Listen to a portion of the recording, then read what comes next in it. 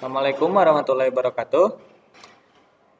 Kembali lagi dengan saya Dapa Rizky Oktaviansyah. Dalam pembahasan kali ini saya akan menjelaskan tentang IP address dan subnetting. Di sini ada beberapa pembahasan. Yang pertama yaitu pengenalan IP address dan subnetting. Yang kedua IP public dan IP privat. Yang ketiga classful dan classless addressing. Yang keempat kasus subnetting. Yang kelima konsep block subnet. Yang keenam IP versi 4 delivery type. Yang ketujuh konsep switch dan router. Yang pertama yaitu pengenalan IP address dan subnetting. Ketika suatu perangkat ingin terhubung ke perangkat lainnya, baik itu menggunakan wired maupun wireless, tentu saja memerlukan identitas nama pada setiap perangkat. Identitas tersebutlah yang dinamakan IP address. IP address itu ibarat nama, jadi antar device jika ingin saling komunikasi, maka memerlukan IP address.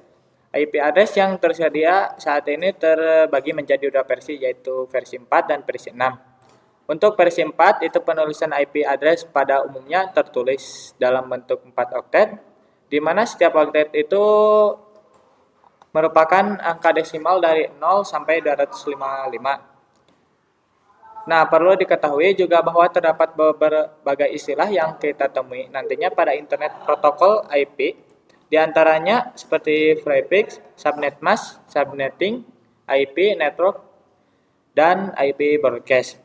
Untuk penulisan IP yang benar, itu diperlukan prefix atau mikrotik ataupun subnet mask.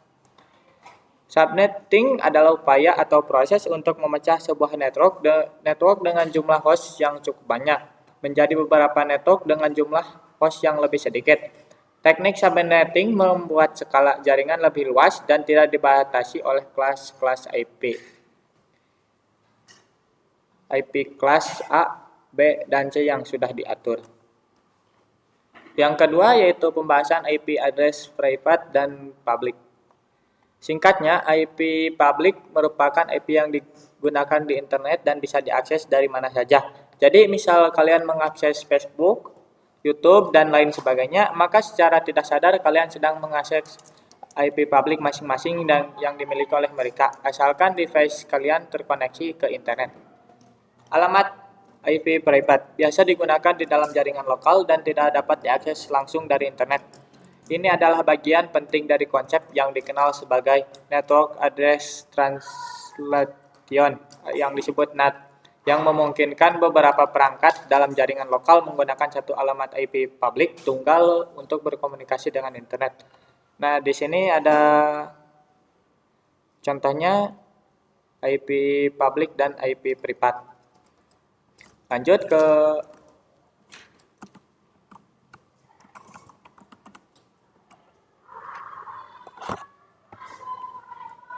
ke IP address classful dan classless. Classful addressing pengalamatan IP berdasarkan kelas. Class addressing pengalamatan IP tidak berdasarkan kelas. Nah, di sini ada contoh-contohnya ya. Lanjut yaitu pembahasan kasus subnetting. Untuk melakukan proses subnetting, Anda akan melakukan beberapa proses seperti prefix yang sesuai, subnet mask, IP network, IP broadcast, rank IP yang bisa digunakan.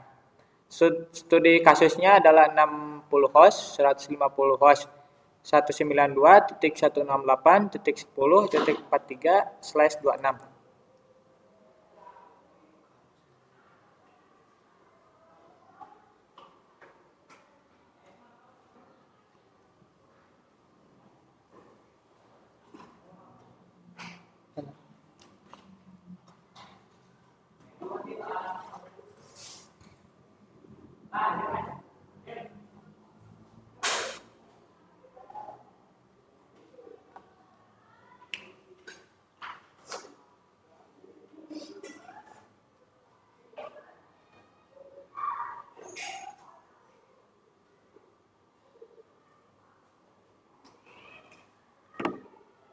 Nah, alamat IP Internet Protocol Address adalah angka tadi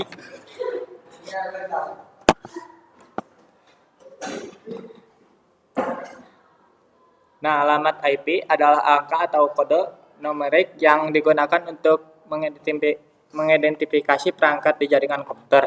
Alamat ini memungkinkan perangkat untuk berkomunikasi di internet. Ada dua versi utama, yaitu IP versi 4 dan IP versi 6. Alamat IP berfungsi untuk identifikasi dan pemetaan lokasi perangkat di jaringan. Penulisan dan penggunaan IP address ada aturan ataupun ketentuan yang perlu dilakukan. Ketentuan dalam penggunaan IP address salah satunya adalah pembagian kelas. IP address itu berdasarkan nilai oktet. Pertamanya dibagi menjadi 5 kelas, mulai dari kelas A sampai E. Apabila Anda berkeinginan untuk menghubungkan antar perangkat, maka bisa menggunakan berdasarkan kelas ini.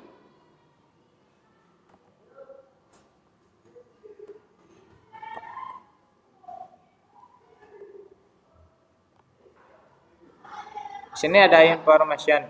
Yang pertama, network ID, identitas suatu kelompok IP atau subnet. Yang kedua, broadcast, alamat IP yang digunakan untuk memanggil semua IP dalam satu kelompok. Nah, di sini ada sebuah contohnya. Lanjut ke pembahasan yaitu konsep blok subnet. Yang pertama yaitu IP network, yang kedua IP broadcast. Diibaratkan seperti ruangan setiap blok subnet by default tidak bisa saling ping komunikasi. Kumpulan PC yang berada pada suatu ruangan perlu dikonfigurasi menjadi satu blok subnet. Ayo teh. Kasus subnet itu.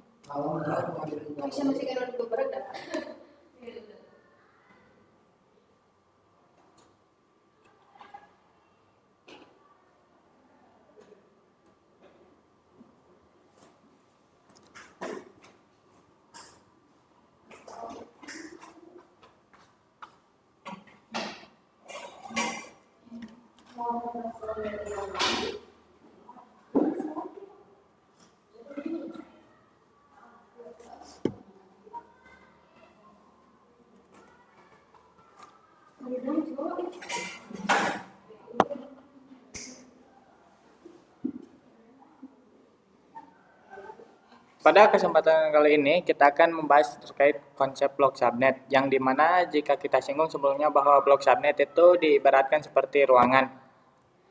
Di sini kita memiliki dua blok subnet yang bisa kita lihat. Blok subnet ini diibaratkan seperti ruangan. Jadi misal pada suatu gedung misalkan yang memiliki 3 lantai. Nah, bisa saja untuk blok subnet pertama kita digunakan pada lantai pertama, blok subnet kedua kita digunakan pada lantai 2, dan blok subnet ketiga pada lantai 3. Yang perlu diketahui bahwa antar blok subnet itu by default tidak bisa saling komunikasi. Kumpulan PC yang berada pada suatu ruangan perlu dikonfigurasi menjadi suatu blok subnet.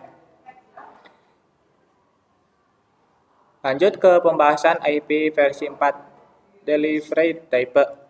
Yang pertama unicast, one-to-one communication. Yang kedua multicast, one-to-man communication. Yang ketiga broadcast, one-to-L communication. Yang pertama yaitu unicast, proses pengiriman data tepat diterima oleh sebuah host saja. Contoh dari unicast itu seperti komunikasi yang dilakukan oleh IP address baik kelas A, B, dan C. Jadi IP address kelas A, B, dan C bekerja dengan cara unicast. Dari satu host mengirim ke satu tujuan yang sudah ditentukan tujuannya. Yang kedua yaitu multicast, proses pengiriman data ke beberapa host yang telah dikelompokkan dalam sebuah grup. Walaupun IP address kelas D tidak digunakan, akan tetapi IP address kelas D termasuk dalam kategori multicast. Dari satu host mengirim ke beberapa tujuan yang sudah dikelompokkan sesuai grupnya. Yang ketiga yaitu broadcast, proses pengiriman data yang diterima oleh semua host pada jaringan. Yang broadcast domain sama blok subnet yang sama, dari satu host mengirim ke semua tujuan yang sudah dikelompokkan sesuai broadcast sebelumnya. Contohnya seperti cara kerja ARP, yaitu melakukan pengiriman ARP yang dilakukan oleh switch ke semua tujuan yang berada dalam satu broadcast domain. Lanjut ke pembahasan konsep switch dan router. Nah, di sini kita akan membahas tentang switch dulu. Jadi pada jaringan komputer itu ada beberapa device yang kita perlukan untuk membangun komputer network itu sendiri. Dengan memahami dua networking device ini, terlebih dahulu harapannya kalian bisa mendapatkan insight lebih meningkat pada pengetahuan jaringan komputer kalian. Yang pertama yaitu switch, digunakan untuk menghubungkan banyak komputer pada satu network yang sama. Yang kedua yaitu router, digunakan untuk menghubungkan antar komputer yang berada pada network yang berbeda.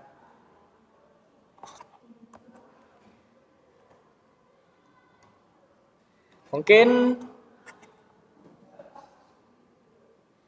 itu saja pembahasan kali ini yang bisa saya sampaikan. Kurang lebihnya mohon maaf. Wallahumma fiq ila aqwamit. Wassalamualaikum warahmatullahi wabarakatuh. Cap cutan nih.